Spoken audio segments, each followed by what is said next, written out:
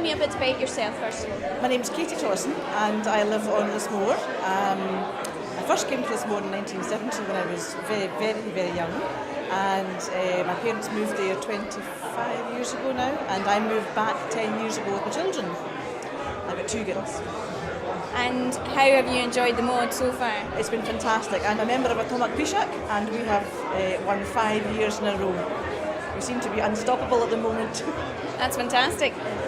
And have you got any memories, special memories of CalMac that you would like to share? I do have very early memories when the Loch Toscaig used to run from Oban to Lismore, and cars would get lifted on by crane and cattle would get lifted on by crane. When we got the egg in, I think, 1978 or maybe 1980, we had a very small slip and you would have to schedule your lorry or your car to come off. And the gangplanks would work at the small pier, and sheep would go on the gangplanks as well, according to the tide. And back then there was no trailers or carts, so the sheep and the cattle would just go on the deck. And when you came off as a passenger, you'd have to walk through the cask.